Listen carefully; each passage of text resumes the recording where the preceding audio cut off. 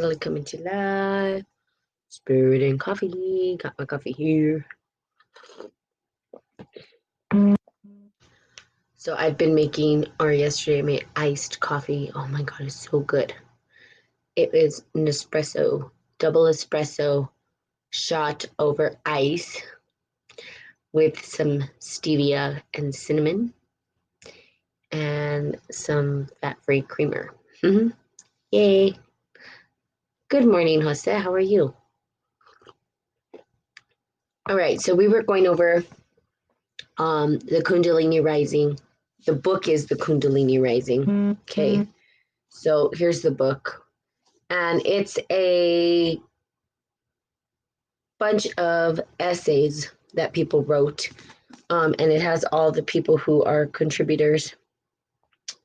Some of them are professors, and some of them are individuals who have just gone through an awakening, some doctors also in here talking about what the Kundalini is and how do we utilize the Kundalini for our well-being and for our health and our mental and spiritual well-being. So Kundalini encompasses all of it: spiritual, mental, physical, emotional, all of those bodies that we carry.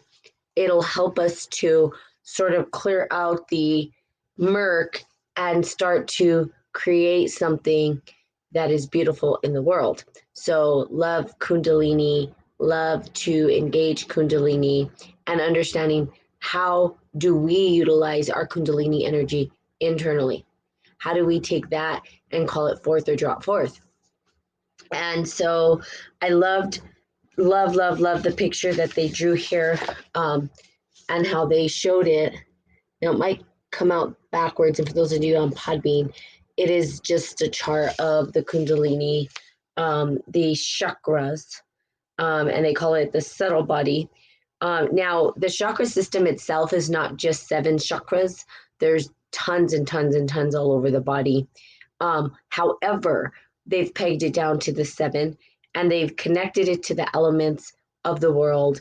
And then they've also talked about how these different patterns and vibrations can help us to manifest into the material world. This is kind of how we use it. And I've talked about it: spirit, mind, body, to be walking integrity. How do we create the very thing that we want to create in our lives? Okay. So let's go on. We know that we have the root chakra, or the base of the pelvis, which is it's not the root. The sexual organs are the root. It's before the root, which is earth. This is like the most dense part of our existence. It's the material world. It is, if you can grab the earth and the sand, it is the densest part of our existence. It is the part where we are able to mold into existence the very thing that we want to create and to shape it into existence, like the cup that I've talked about all the time. We can take the clay and mold the cup. So how are we molding our life in the material world? We move up through the sexual organs. Now, that is basically the sexual organs is based on our upbringing, and a lot of it has to do with security, how our relationships with our parents, the grounding of how we engage our sexual energy. Sexual energy could be really distorted in a way that doesn't allow for you or individuals to actually bring forth what they choose to in life. So there's a lot of different things that we need to go through or overcome. You can even see it as like the sins, right? The deadly sins. The sins are not about right, wrong, good, or bad, but rather missing the mark and not allowing ourselves to be follow the middle path. The middle path is where that existence of being able to hold our composure and walk in integrity. How do we hold that composure? How do we bring ourselves to center? How do we bring ourselves to a place of stillness so that we can walk forth? When we know that the pendulum is going to be swinging, right? Or we can say that the chakra system or the chakras, which are wheels, are turning in a direction that are not supporting us.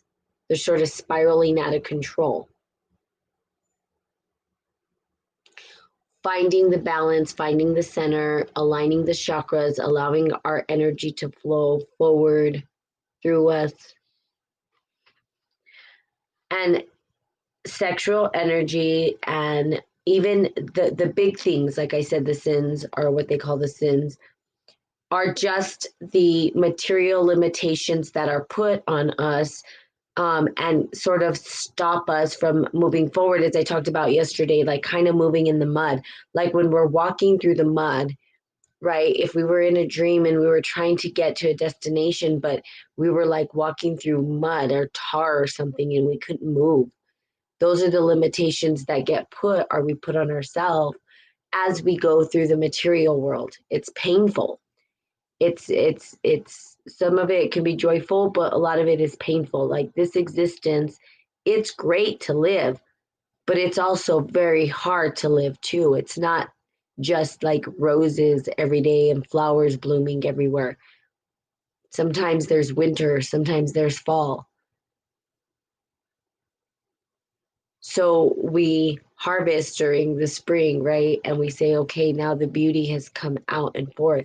And going into the darker places of our life is not a bad thing either. It's an opportunity for growth potential, to recognize, to overcome the limitations that we set upon ourselves.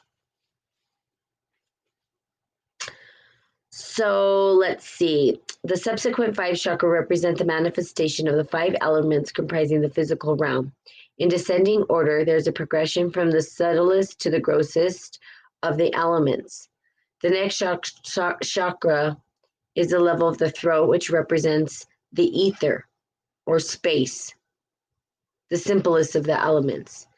After we descend into the heart chakra, the element of air, symbolizing consciousness becoming a bit denser, grosser than that at the level symbolized by space. Next is the fire. Fire is still subtle, but has more definition, and it is grosser than air. Then comes the chakra, which represents the element of water. Water is denser, more substantial than fire, but not as gross and dense as earth. And the last element is the base of the Shumana Nadi. At this level, we come to the densest, grossest, most limited, and bound form of consciousness, the earthly physical realm. Again, it's in gross, they don't mean like disgusting. It just basically, it's so dense, it's murky waters. It's like we come to the material realm. The material realm is really hard to navigate. The physical realm is not easy. The fact that we are able to live this life and go through the things that we go through makes you magnificent, makes you amazing, right? That you're able to actually go through this life, that you're surviving through it. Because when we get to the denser parts of the world of our existence, it becomes harder to navigate. You know, they say, get your head out of the clouds, or ignorance is bliss, or what does that mean? That means that we're sort of just floating around.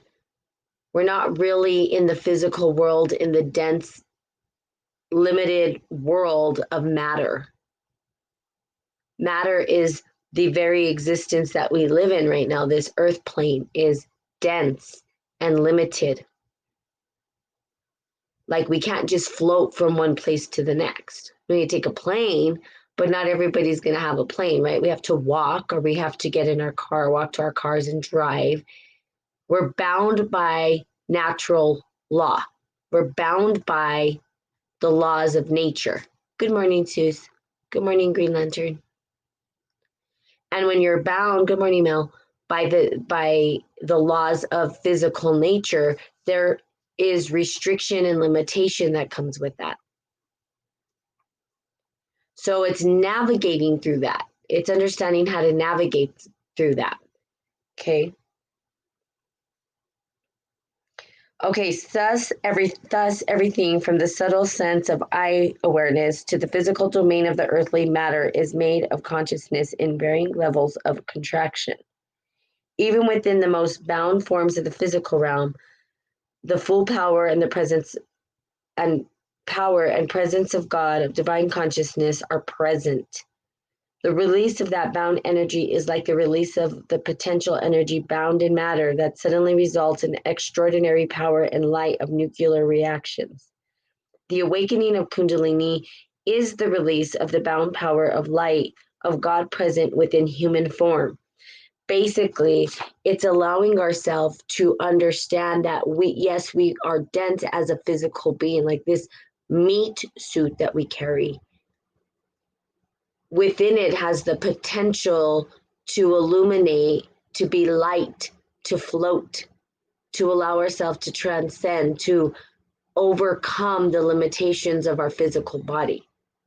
Now, if you've meditated, if you've listened to, like yesterday, I was listening to meditation music. I'll do this sometimes because I just love it. So I was listening to meditation music and I instantly become lighter. There's an awakening within my body and I feel like I'm floating rather than bound by the physical laws or nature or natural law or the laws of this earthly plane. To become lighter, less dense, sort of like, for instance, our gut, right? Our gut health is so important. Notice that when your gut is clean and happy, you feel lighter. Notice how you feel when you have all that dense matter within you. Let's say you eat something heavy and you feel dense and you feel weighted down.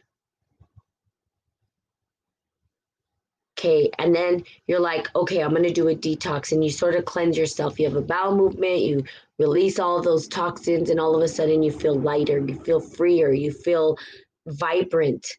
You're not bound so tightly by the physical realm.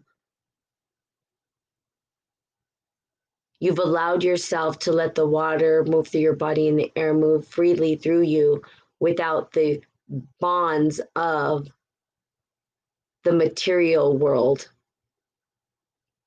or the denser pieces of the material world, I should say, because the earth plane is very material. And we even, if we looked at these different elements, which are really the foundation to spiritual alchemy, they sort of set up, or they give us the tools. And I talked about how you utilize the tools, earth, water, air, fire. But even in the chakra system in our body, we see that earth itself is symbolized by a coin, a pinnacle. The pinnacle is the coin. When we think about materialism, we think about money. We think about coins being passed around.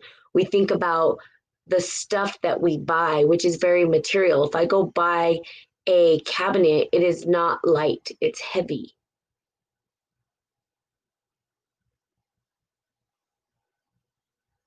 But to breathe air is free, right? It's not, we're not having to pay for air. It's light and it just exists. But the material world is the creation, the things that we actually create, the earth plane, the things that we can touch, the tangibles. Now, water is more dense, like it said, because we could touch water. And water can be solid too and weigh. It could be heavy, but also be air. It also dissipates into molecules, not air, but molecules. So it's a vapor, it's a liquid, it's a solid. And then we have fire, which is a bit different. Can't really hold fire. It's not really heavy. We have air, less dense. And then we have space, which then is less dense, less.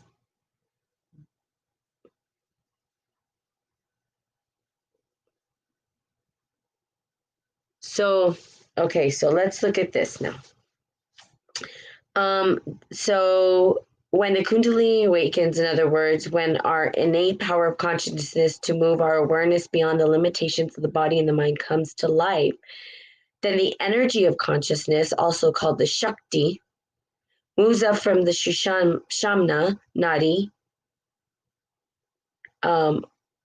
of the pierces and pierces the chakras in ascending order. So it's sort of like if you thought of it as a pole, okay, or your spine, and we saw sort of like there was these maybe glands, and sometimes they're connected to the glands in our body, and they actually are the chakras. Like all the glands have a chakra system, and they secrete hormones, and they're connected to our energies. But let's just say that it was along a straight line, or the spine. Basically, when the energy gets ignited, the energy pierces through each one of those up and out. Now, I'm sure you guys have seen those models of the energy that sort of exudes out from the body and around it. And it's like this circular pattern, right? It's like the sacred geometry, and we see it kind of moving up and around the body, up and around the body. When our chakra systems are aligned, when the energy in our body is moving freely, we radiate that energy around our entire body. It's almost like a layer of protection, and the vibrational frequencies get sent out. Our heart sends out vibrational frequencies. Our voice is sending out vibrational frequencies. Our breath, our cells vibrate. Everything is frequency and vibration.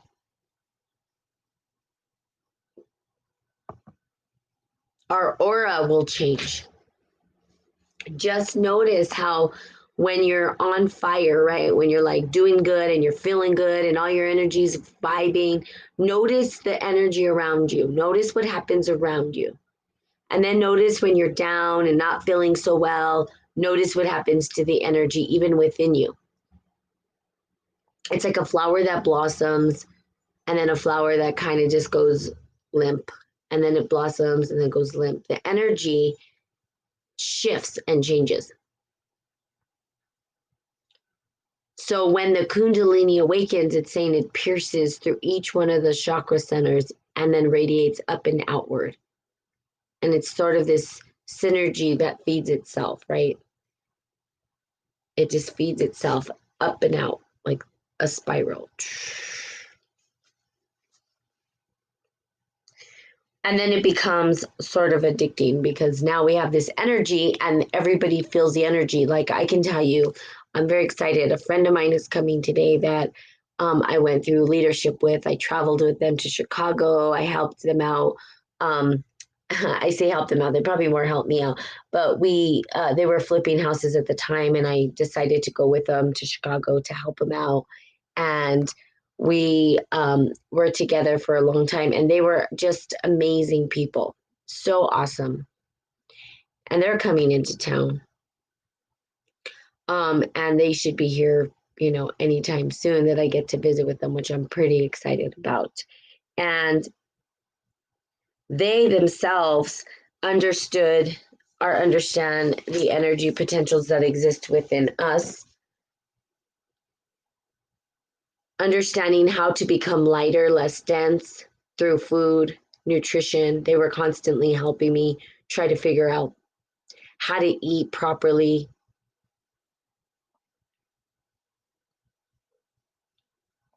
how to be less worried about time so much. I used to be time. And my friend Suzanne is never on time. So it was like I would go crazy with it. But we went through some leadership trainings together. And in that trainings that we did together, we were able to experience the awakening of our own potential. And in those trainings, we were able to release some of the built up subconscious tragedies, traumas, heartaches, depressions, whatever was kind of existing or lurking there. We were able to get it up and out, sort of cleaning house together. And the bond that is created when you do that with an individual, it never goes away. And you end up with those individuals for the rest of your life, because you've shared something so deep and so magical together. And to see how you overcome together, and how you have the support of individuals, and how everybody's going through something. Nobody escapes the suffering, right? But we have a way out, and the Kundalini awakening is a way out. It's the ability to recognize that our limitations are by design put there, but also are designed there for tools so that we can create too. So we can look at it from two perspectives, basically. We could look at the material from the perspective of it's painful, it's limited, I can't do anything with it, to it's available for me as a tool to create something, to mold something into existence, to play with it, to shape it, to mold it.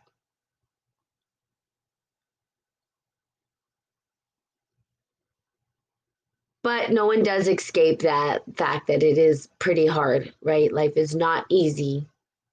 It's not an easy, it's challenging. It's a challenge. And guess what?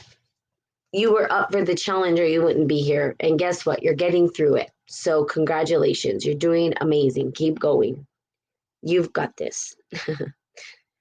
Let's see. So when the Kundalini works, innate power. Okay. Consciousness moves through the constraints of the earth realm, ever expanding, shedding limitations along the way until it finally reaches the unbounded realm of the Shanshara once again. The wave once again knows its union with the ocean, and we experience reunion with God and self of all. Now, this is the briefest possible look at the chakra and what they represent. There's much, much more to them and what they symbolize. Each is a level of consciousness, and the yogic sages have explored and given detailed accounts of them. Each chakra has associated with it certain powers and characteristics, feelings that affect how we create our individual realities, our relationships, our worldview, our sense of self, and our ways of interacting with the world.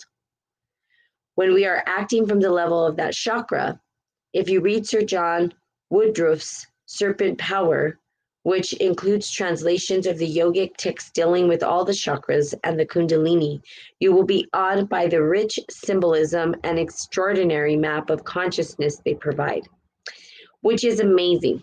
Now, most people we're not taught this in school. Now, if you had some sort of spiritual practice or upbringing, not necessarily taught how to utilize the energy potentials within us. They don't sit down and say, hey, today we're going to understand the chakras. Now, if you come from another country, perhaps. In American culture, not necessarily. Most, I think, Americans are Christian. And in the Christian faith or Catholic faith, they don't go over this stuff. But it is a map to understand how to navigate the very vessel, the ship. This is our ship. This is our vessel that was given to us by the Creator. How do we navigate true north in us? How do we find our true north? What is our true north? How do we know we're on our true north?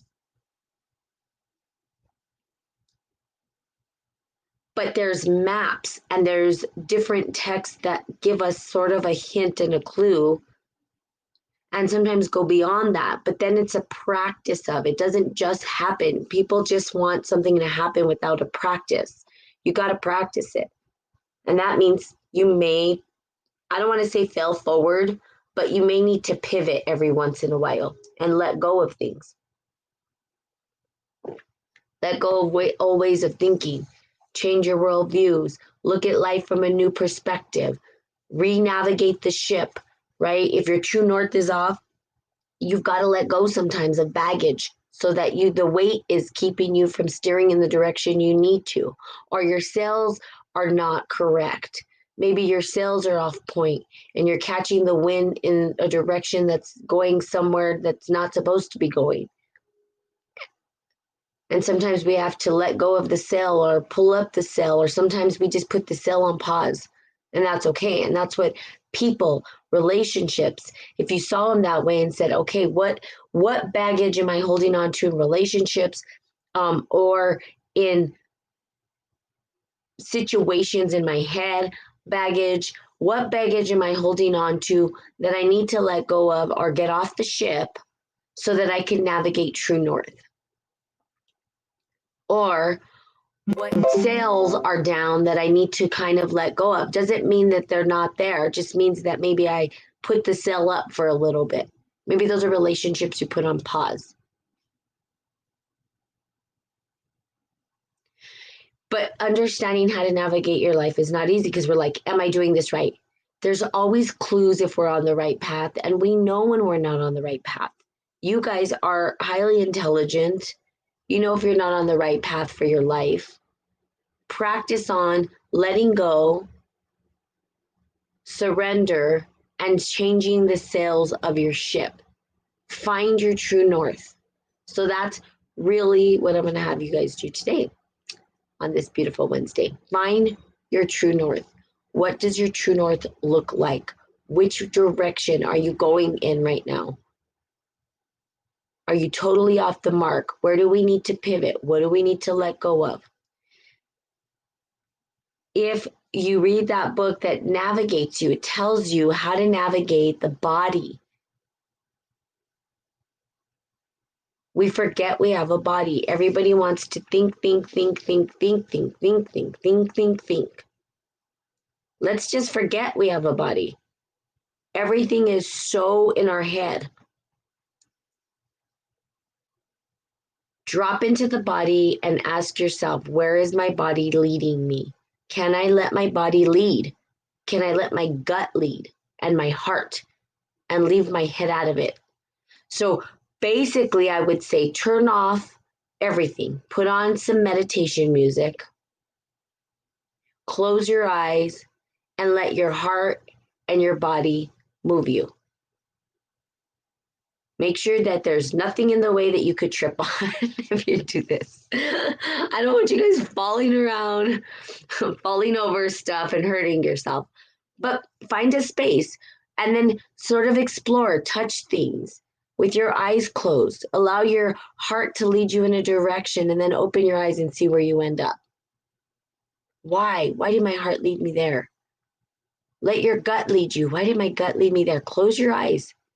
Be with yourself. Be with that part of your body that can lead you in a direction that your brain's not going to lead you, but your heart and your gut. See where it goes. Connect into the body and allow yourself to sail true north. Okay? So that's what this is about. Find your true north today. I'm going to find my true north. My true north is going to be in a cup of iced double espresso coffee. Just kidding. Actually, I'm not.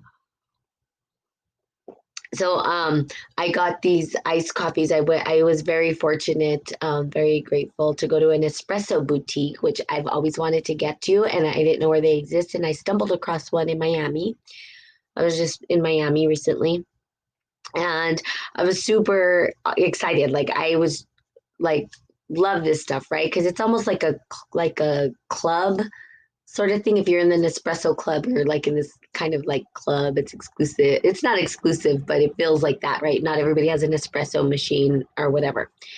But I got the Nespresso machine after I had went to Barcelona, and I was in Mataró, which is this little place just outside of Barcelona, and they had this little espresso machine, and I was like, it wasn't a Keurig because I never liked Keurigs, but it was espresso, and it made espresso, and I was like, oh my god, I love this machine, and then I realized that we had an espresso machine, so I bought one. And the Nespresso machine, they've now come up with the iced espresso. So I did a double shot espresso over ice with some cream and cinnamon. And oh my God, I was in heaven yesterday. And I'm like, I want another one. So thanks, Suze. I'm a coffee lover, spirit and coffee, right? So I got to talk about coffee. I'm thinking about adding a little more coffee stuff on here too, because I love coffee. And I thought about it yesterday and I said, you know what? It's the one thing that I have that I haven't given up. I've given up everything. I don't drink. I haven't drank in like probably 8 years. I don't drink. I don't take medications. I haven't taken ibuprofen, God knows how long. I eat clean. I work out. And the one thing that I have left as a stimulant is coffee. and I get to have my coffee. It's the one thing I can't give up. I've given up everything else, sugar. My sodium intake is low. I'm trying to stay healthy. I'm trying to be as true to my word of living a life that is clean as I possibly can get, but I'm still human. Even though I'm an alien, I'm human. And so coffee's my thing. And I love it. So I was very excited about this. And I think I'm going to start like on Spirit and Coffee on Facebook. And once I get the website up and running, I think having the pictures of coffee, that's what I'm going to do. Pictures of coffee. Maybe one or two pictures of me, not necessarily a bunch of pictures of me, but coffee is, I must have some connection to the bean itself. And there were traditional uses for it. And I feel like it is a ritual, sort of this sacred thing, just like tobacco used to be sacred and they would use it in ceremony. They still do, but of course, we have these companies that bastardize coffee and tobacco. That's a whole other subject. But I love coffee. I love the ritual behind it. And I just love it. So there you go. I just want to throw that out there as well. Okay, so I love you guys. Have a great day. Find your true north. Navigate your true north. Close your eyes. Allow your heart and your stomach to lead you and see where you end up. Like you might be at the wall. I don't know. Just be in a space and feel what's around you. But please take any obstruction off the floor that might trip on or something. But trust your gut and your heart's going to lead you somewhere. Okay? You as well, Susan. Thank you for showing up. Okay, so I love you guys. Have a fantastical day, and I will be seeing you all tomorrow. Bye.